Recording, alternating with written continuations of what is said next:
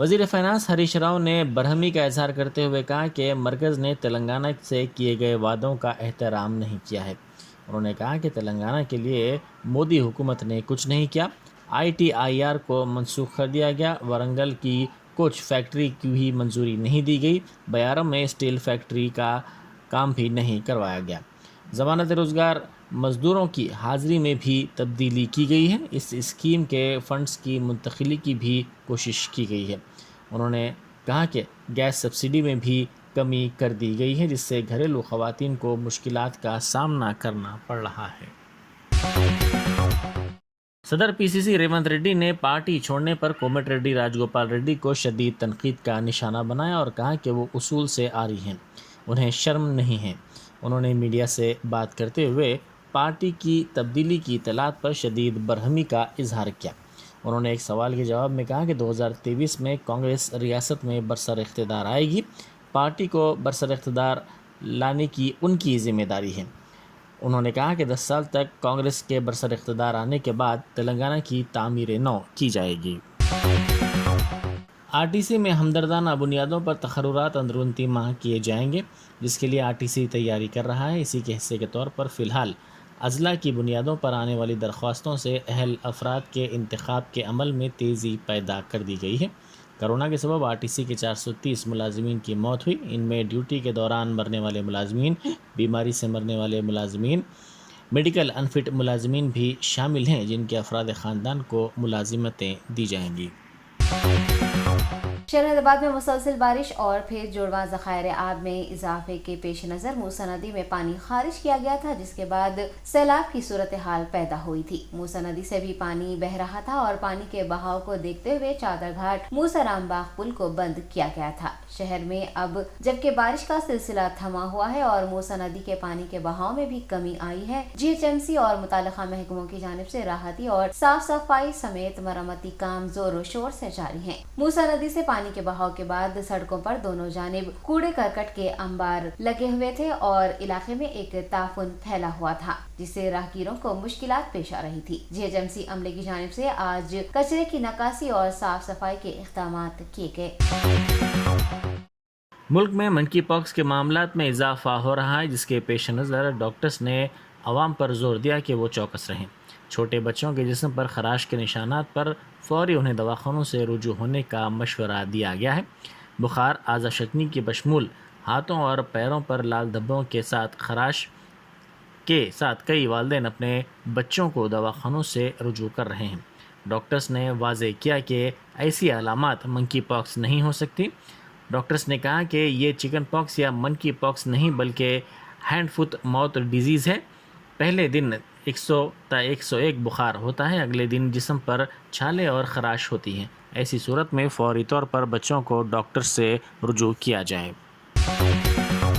Corona virus کی تیسری لہر کے بعد پہلی بار تلنگانہ میں کورونا کیسوں کی تعداد 1000 سے تجاوز کر گئی ہے۔ نومبر 2021 اور جنوری 2022 کے درمیان جاری رہنے والی تیسری اومیکرون لہر کے بعد پہلی مرتبہ ریاست میں یومیہ کووڈ انفیکشن 1000 کی تعداد پار کر چکا ہے۔ پچھلے 24 گھنٹوں کے دوران 1054 افراد کووڈ پازیٹیو ہو گئے ہیں۔ ریاست میں درج کیے گئے 1054 کووڈ کیسز میں سے GHMC حدود میں 396 پازیٹیو کیسز رپورٹ ہوئے ہیں، جبکہ ضلع رنگا ریڈی اور میڈچل ملکاجگیری میں 60، نلگنڈا میں 49، کریم نگر میں 46، سدی پیٹ میں 39، راجنہ سلسلہ میں 36، پیدا پلی میں 35، منچریال میں 31 اور دیگر مقامات پر 10 سے 15 کے درمیان کورونا کیسز رپورٹ کیے گئے ہیں۔ اس دوران 44,202 کورونا ٹیسٹ کیے گئے، جن میں سے 630 نمونوں کے ریزلٹس ابھی باقی ہیں اور ریاست میں کل 3,65,87,821 کورونا ٹیسٹ کیے جا چکے ہیں، جبکہ صحت یاب ہونے والوں کی کل تعداد 8,11,568 ہو گئی ہے۔ ماریٹ پلی پولیس اسٹیشن کے سب انسپکٹر ونے کمار پر بعض نامعلوم افراد نے بلیڈ سے حملہ کر دیا، جس میں سب انسپکٹر زخمی ہو گئے۔ سب انسپکٹر کی شناخت ونے کمار کے طور پر کی گئی ہے، جو اپنے ساتھی ملازمین کے ساتھ منگل کی رات تقریباً 2 بجے ماریٹ پلی میں گاڑیوں کی تلاشی میں مصروف تھے۔ اسی دوران SI نے موٹر سائیکل پر آنے والے 2 افراد کو روکا اور ان سے پوچھ تاچھ کی، لیکن ان میں سے ایک نے SI ونے کمار کے پیٹ میں اپنے پاس موجود بلیڈ سے وار کیا۔ بعد ازاں وہ وہاں سے فرار ہو گئے۔ شدید زخمی ایس آئی کو ان کے ساتھی ملازمین نے قریبی دواخانہ پہنچایا جہاں سب انسپکٹر کو 6 ٹانکے دیے گئے۔ ڈاکٹرز نے بتایا کہ ان کی حالت مستحکم ہے۔ پولیس نے اس سلسلے میں کیس درج کر کے تحقیقات کا آغاز کر دیا۔ پولیس سی سی ٹی وی فوٹیج کی بنیاد پر حملہ کرنے والوں کی شناخت کرنے کی کوشش کر رہی ہے۔ بی جے پی رکن اسمبلی اٹیلا راجندر نے الزام لگایا ہے کہ کانگریس اور ٹی آر ایس پارٹی مل کر کام کر رہی ہے۔ انہوں نے کہا ہے کہ کومٹی ریڈی راج گوپال ریڈی نے کانگریس سے استعفیٰ دے دیا ہے اور اب ان پر تنقید کرنا مناسب نہیں ہے۔ میڈیا سے بات کرتے ہوئے Huzur Nagar M L A Etela Rajender نے تلنگانہ پردیش کانگریس کمیٹی صدر ریونت ریڈی کی جانب سے راج گوپال ریڈی پر تنقید کرنے پر سخت رد عمل کا اظہار کرتے ہوئے کہا ہے کہ کیا کانگریس پارٹی سے جیتنے والے ایم ایل اے اور ایم ایل سیز کو ٹی آر ایس پارٹی میں شامل نہیں کیا جانا چاہیے۔ ریونت ریڈی پر سخت تنقید کرتے ہوئے ای راجندر نے کہا ہے کہ وہ کانگریس کا استعمال کرتے ہوئے وزیر اعلیٰ بننے کے خواب دیکھ رہے ہیں۔ انہوں نے ریونت ریڈی کو مہذب انداز اور شائستگی سے بات کرنے کا مشورہ دیا ہے۔ شمشاباد علاقے میں مسجد خواجہ محمود کی شہادت کے واقعے کو مولانا حامد محمد خان نے انتہائی افسوسناک و بدبختانہ قرار دیا ہے۔ جماعت اسلامی ہند تلنگانہ کے وفد نے مقامی واقعے کا دورہ کیا اور خاطیوں کو سخت سزا دینے اور معاملے کی عدالتی تحقیقات کروانے کا حکومت تلنگانہ سے مطالبہ کیا ہے۔ امیر حلقہ جماعت اسلامی ہند تلنگانہ مولانا حامد محمد خان نے مسجد خواجہ محمود کی شہادت پر اظہار مذمت کرتے ہوئے ایک صحافتی بیان جاری کیا ہے، جس میں انہوں نے کہا ہے کہ مسجد کی شہادت کا واقعہ انتہائی افسوسناک اور بدبختانہ اور منصوبہ بند سازش کا نتیجہ ہے، جس کی جتنی بھی مذمت کی جائے کم ہے۔ ان کا کہنا ہے کہ ریاست میں اس طرح کے واقعات کا بار بار پیش آنا انتہائی تعجب خیز ہے۔ واضح ہے کہ 2 روز قبل علاقے افضل گنج کے قریب بھی ایک قبرستان کو مسمار کیا گیا۔ حامد محمد خان نے حکومت اور انتظامیہ کے اس طرح کے واقعات کو روکنے کے لیے سخت اقدامات سے گریز کرنے پر سوال اٹھائے ہیں اور مسجد کی اسی مقام پر فوری دوبارہ تعمیر کروانے کا مطالبہ کیا ہے۔ انہوں نے کہا ہے کہ اگر مسجد کی اسی مقام پر فوری دوبارہ تعمیر نہیں کی گئی تو مسلمان احتجاج پر مجبور ہو جائیں گے۔ ہمایوں نگر علاقے میں ترکاری کے لوڈ سے لدی ڈی سی ایم گاڑی الٹ کر درگاہ شریف کی دیوار پر گر گئی، جس کے نتیجے میں دیوار گر گئی۔ اس واقعے میں کسی کی موت کی کوئی اطلاع نہیں ملی ہے۔ زخمی ڈرائیور کو علاج کے لیے فوری طور پر قریبی دواخانہ منتقل کر دیا گیا ہے۔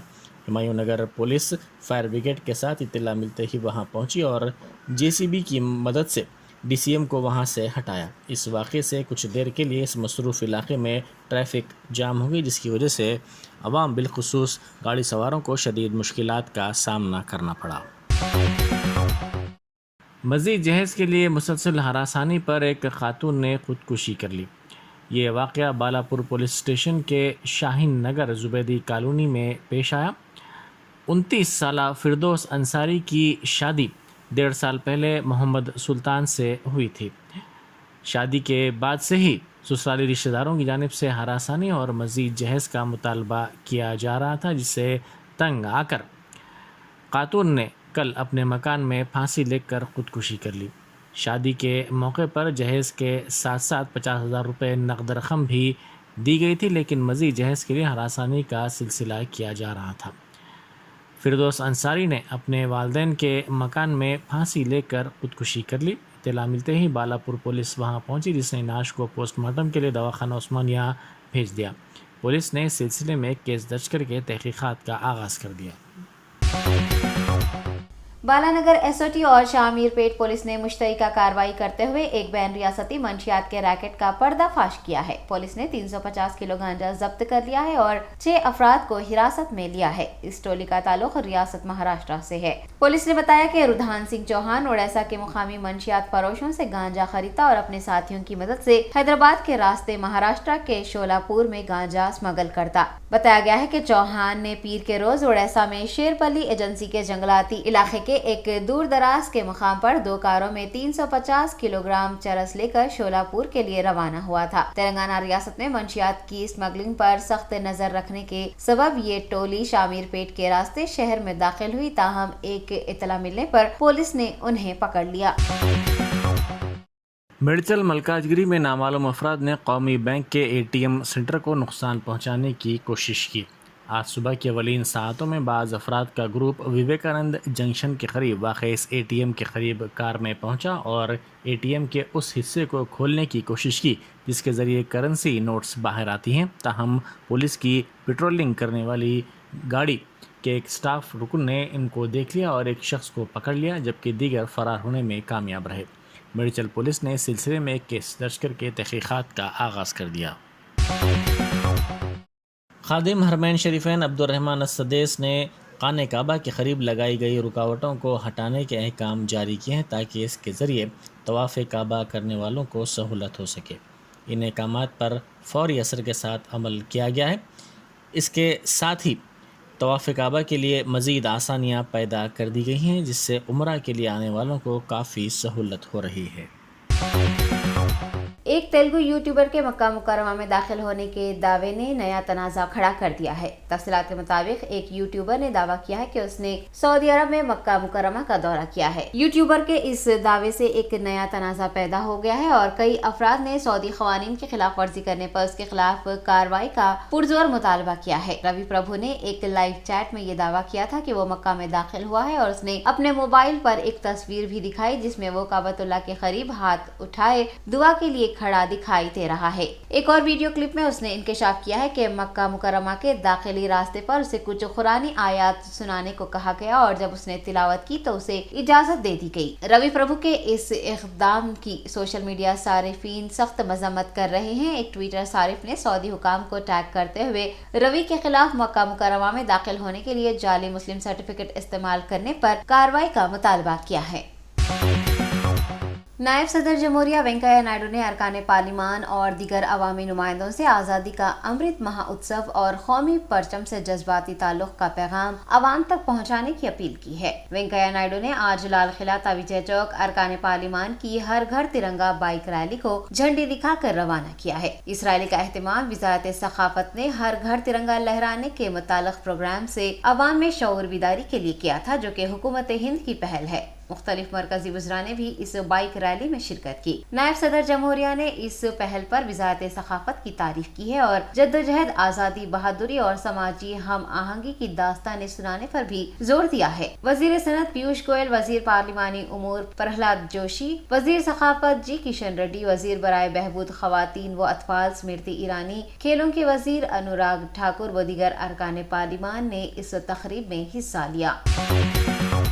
ہندوستان کے مرکزی وزارت صحت نے کہا ہے کہ پچھلے 24 گھنٹوں کے دوران ملک میں 17,135 کورونا کیسز رپورٹ ہوئے ہیں اور 47 افراد ہلاک ہوئے ہیں، جس سے ملک بھر میں اموات کی تعداد 5,26,477 ہو گئی ہے۔ ہندوستان کی روزانہ مثبت شرح معمولی طور پر 3.6% تک بڑھ گئی ہے، جبکہ ملک میں ہفتہ واری مثبت کی شرح بھی فی الحال 4.6% ہے۔ اس دوران ملک بھر میں کل 4,64,919 کورونا ٹیسٹ کیے گئے، جس سے کورونا ٹیسٹ کی مجموعی تعداد 87.6 کروڑ سے زائد ہو گئی ہے۔ ہندوستان میں کووڈ-19 ویکسین کوریج 204 کروڑ سے تجاوز کر گئی ہے۔ ویکسینیشن مہم کے آغاز سے اب تک 3 کروڑ سے زائد نوجوانوں کو کووڈ کی پہلی خوراک دی گئی ہے۔